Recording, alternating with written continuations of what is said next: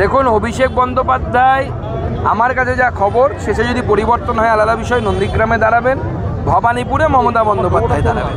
চিন্তা নেই, দুটোতেই 2-0 করার ব্যবস্থা ভারতীয় জনতা পার্টি। নন্দীগ্রামে আপনাদের তরফ থেকে অভিষেক বন্দ্যোপাধ্যায়কে বিট কে করছে তাহলে? দেখা যাক না, সময় আসুক, আমরা ঠিক দিয়ে দেবো। যে বিট করতে পারবে তাকেই দেবো।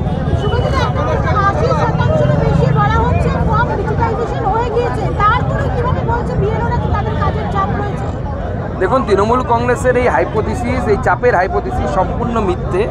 তার কারণ আজকেই আমরা দেখেছি একজন আমাদের বিশেষভাবে সক্ষম বিএলও, অর্থাৎ যিনি দিব্যাঙ্গ, পায়ে হাঁটতে পারেন না, তিনি 14 দিনের মধ্যে সম্পূর্ণ এসআইআর কমপ্লিট করেছেন।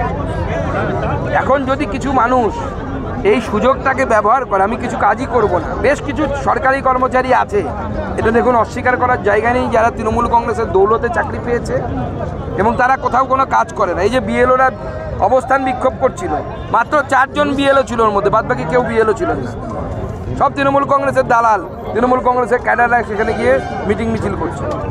সুকান্ত দা, শেষ প্রশ্ন, ওয়াকফ আইনে মান্যতা দিল রাজ্য সরকার, এসআইআর এর মতোই কি ওয়াকফটাও মেনে নিতে বাধ্য হবে? আমি প্রথমে বলেছি, মমতা ব্যানার্জি কে মান্যতা দেয়া? ভারতবর্ষের সংবিধান বলছে যে ভারতবর্ষের লোকসভা এবং রাজ্যসভা যে আইন পাস করবে সেটা গোটা ভারতবর্ষে বলবৎ হবে। আটকানোর ক্ষমতা মমতা বন্দ্যোপাধ্যায়ের নেই, মমতা বন্দ্যোপাধ্যায় ঠাকুরদার নেই, মমতা বন্দ্যোপাধ্যায় তো দূরের কথা। আরে আপনাদেরকে তো প্রশ্ন করা উচিত ছিল, বিএলওরা অন্য রাজ্যে কেন মারা যাচ্ছে না, এই রাজ্যে কেন মারা যাচ্ছে? মুখ্যমন্ত্রী ভয় দেখিয়েছেন তাদের চাকরি খেয়ে নেওয়ার, সেই জন্য ভয় মারা যাচ্ছে।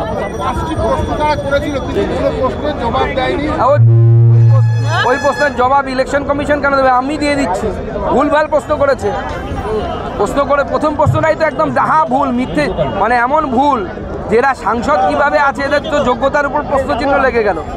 বলছে যে এসআইআর কি হচ্ছে, বাংলাদেশের নাগরিক বা ভারতের নাগরিক নয় তাদেরকে চিহ্নিত করার জন্য, না ভোটার চিহ্নিত করার জন্য? এত মূর্খ এরা যে পিপলস রিপ্রেজেন্টেটিভ অ্যাক্ট পড়েনি। ওখানে তো একজন আইনজীবী ছিলেন, তিনি হাউ হাউ করে চেঁচায়। নতুন কি এটা আবার? বালি নিয়ে গন্ডগোল, বালির টাকা কে পাবে? সকালে দুপুরে রাত্রে 3 বেলাই চলছে, ডাক্তার যেমন ডোজ রেখে সেইভাবে মারা যাচ্ছে, কি বলবেন? দেখুন, এখন তৃণমূল কংগ্রেসের টাকা নিয়ে এমন ঝামেলা চলছে, আমি মায়েদেরকে অনুরোধ করব যে ছেলে মেয়েদেরকে যার যাই করান, প্রয়োজনে মুসলিম লীগ করান, তৃণমূল করাবেন না।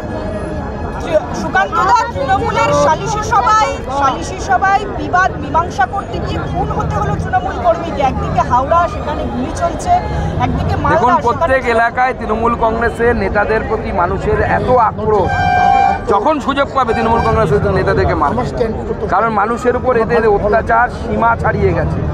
মানুষ আর নিতে পারছে না, লিটারেলি নিতে পারছে না। আমরা বলছি, মানুষের হাতে যদি ছেড়ে দেওয়া যেত, পুলিশকে যদি সরিয়ে দেওয়া হয় না, আমি বলছি তো তৃণমূল কংগ্রেসের সাংসদ বিধায়ক কারো বাড়ি অক্ষত থাকবে না। সুকান্ত দা,